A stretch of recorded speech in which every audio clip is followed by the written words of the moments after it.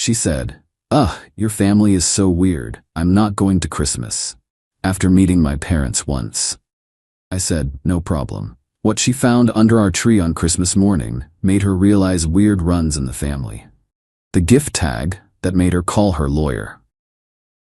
I, 29 male, guess I should have seen the red flags when Veronica, 27, first met my family.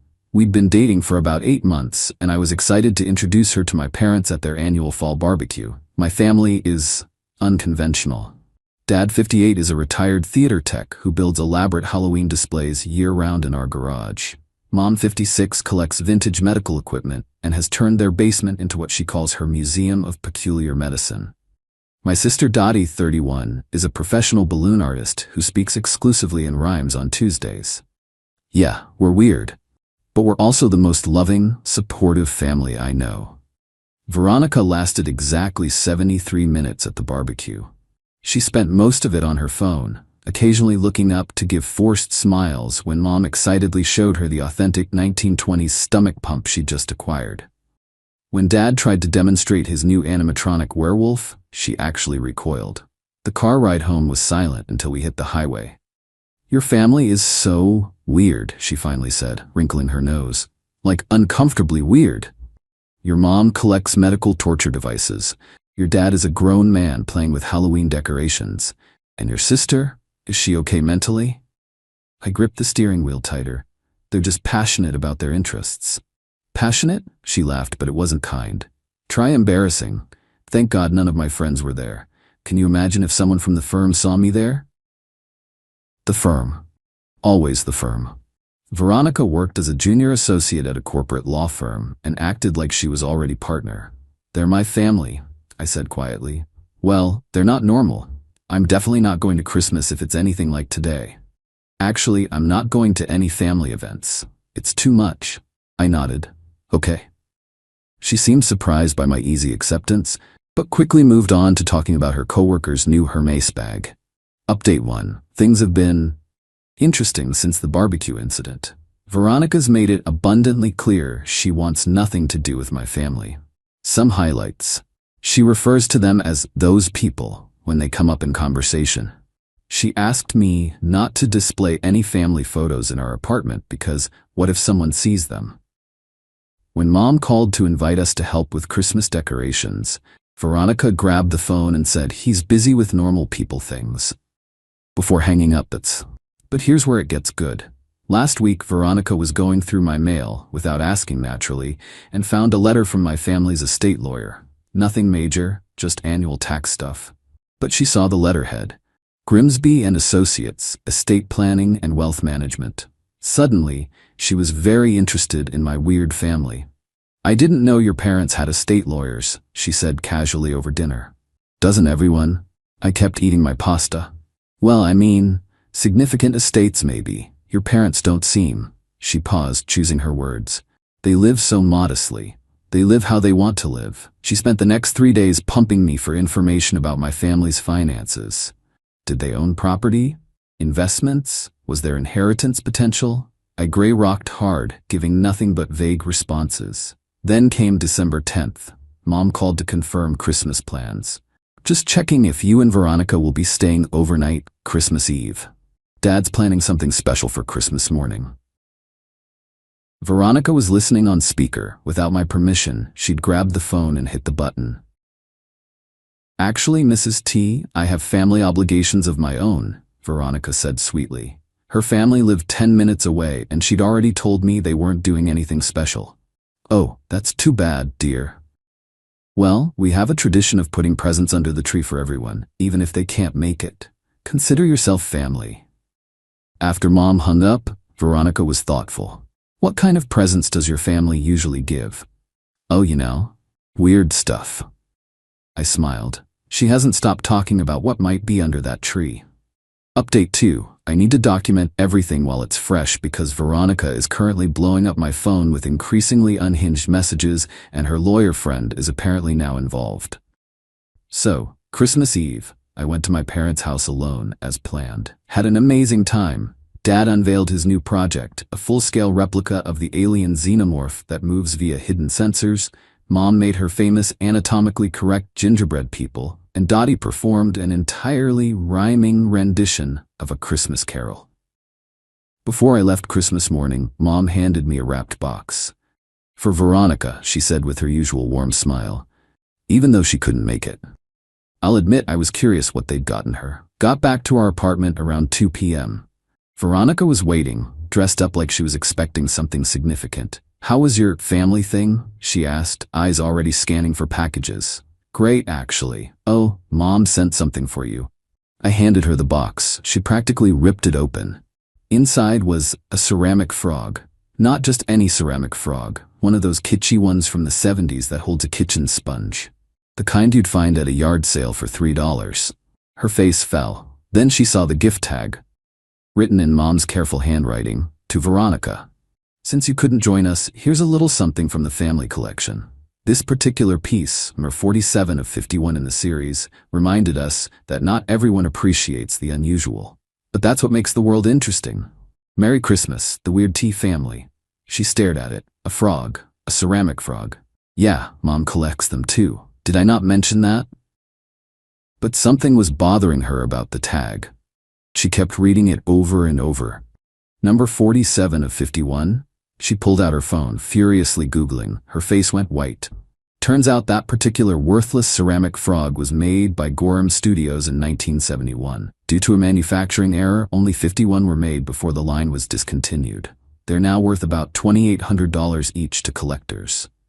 Mom owns 47 of them. "Your mom collects these?" Her voice was strange. Among other things, the wheels were turning. I could see her doing mental math. 47 frogs at $2,800 each. But here's the kicker. That wasn't even the real gift. The real gift was in the bottom of the box. Another note. "P.S. We've set up a trust fund for our future grandchildren. Any offspring of our children will receive $50,000 on their 18th birthday for college. We believe in investing in family, even the weird ones." Details with Grimsby and Associates. Veronica's hands shook.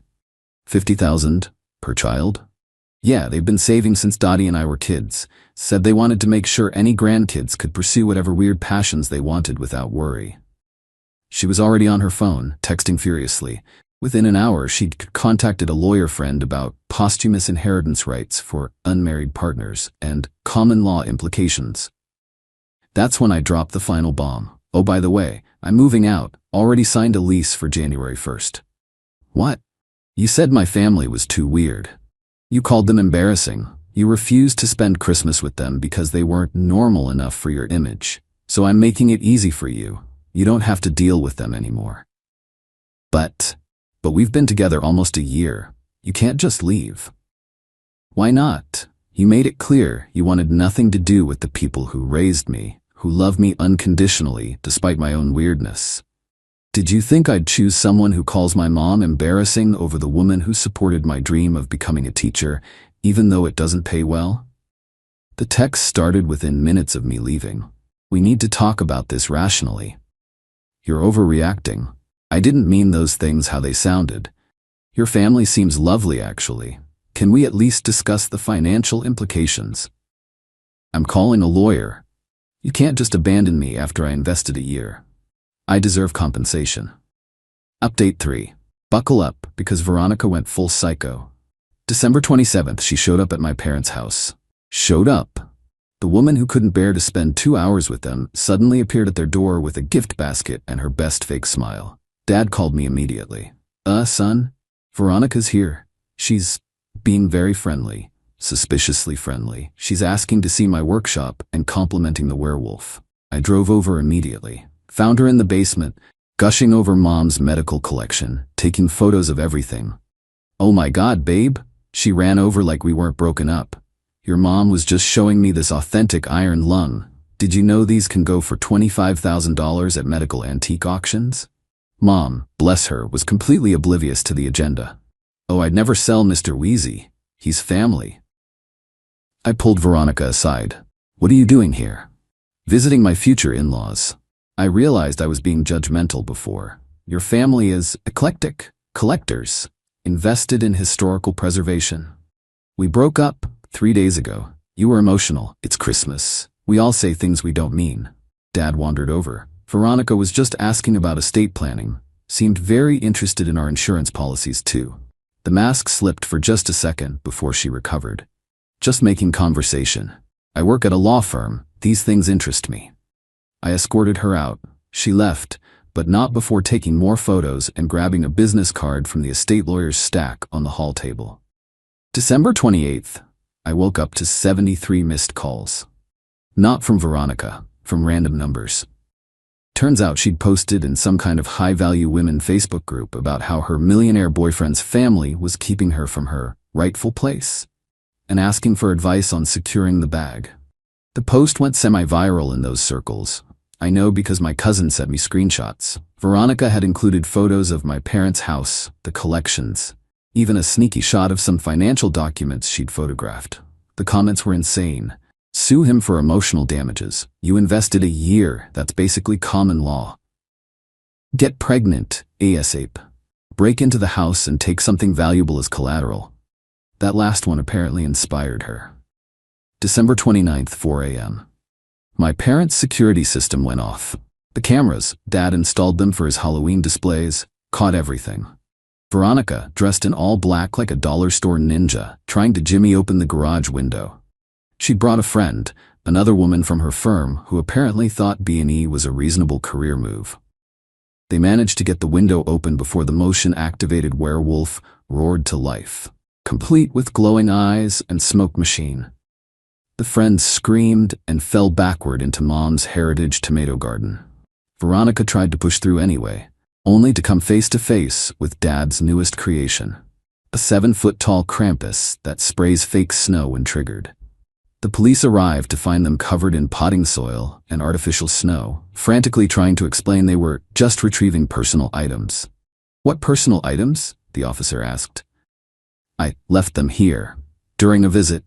Ma'am, the homeowners say you've only been here twice, and you didn't bring anything. Mom, watching from the doorway in her anatomically correct organ print pajamas, added helpfully, Oh, we did give her a ceramic frog, but that was a gift. Veronica spent the night in jail. Her firm found out. The friend was fired immediately. Veronica was encouraged to resign by December 30th. Final update. It's been a wild week, but I wanted to give you all closure on this insane situation. After getting out on bail, Veronica tried one last play. She actually filed a civil suit claiming intentional infliction of emotional distress, promissory estoppel, apparently I promised her a future with my family's wealth, unjust enrichment, because she invested time in our relationship, defamation, for the security footage that her own actions created. Her lawyer, not from her former firm obviously, but some ambulance chaser she found on a bus bench ad, sent a demand letter for $100,000. Here's where it gets beautiful. Remember Grimsby and Associates, my family's estate lawyers? Yeah, they don't just do estate planning. They have a whole litigation department. And they love my parents. Have been working with them for 20 years. Mr. Grimsby himself called Veronica's discount lawyer. I don't know exactly what was said, but I do know. The security footage was crystal clear. Breaking and entering is a felony. Her Facebook posts constituted conspiracy to commit fraud. Her friend was willing to testify against her for immunity. The state bar was very interested in a lawyer advising clients to break into homes. The civil suit was dropped within 48 hours. But the criminal charges, those stuck. Veronica pled guilty to attempted breaking and entering, criminal trespass, and conspiracy. She got 18 months probation, 200 hours of community service, and has to pay restitution for Mom's tomato garden. The best part? Her community service assignment is at the local children's museum, specifically in their weird science department, teaching kids about unusual collections and eclectic hobbies. My family has fully embraced the whole situation. Dad's already planning a Home Alone but make it goth security display for next Halloween. Mom started collecting vintage law books in honor of our little legal adventure. And Dottie, she wrote an entire rhyming ballad about it that she performs at open mic nights.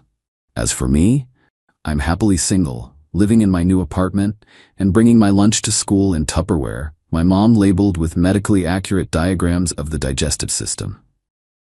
Because yeah, my family is weird, But they're also generous, kind, creative, and fiercely protective of each other. And if someone can't see past the ceramic frogs and animatronic monsters to the absolutely amazing people underneath, well, that's their loss. Worth about $131,900 in ceramic frogs, to be exact. But who's counting? P.S. Mom's already planning next year's Christmas gift for whatever partner I bring home next. She's thinking vintage dental tools. To help them understand that love sometimes requires extracting yourself from toxic situations. God, I love my weird family.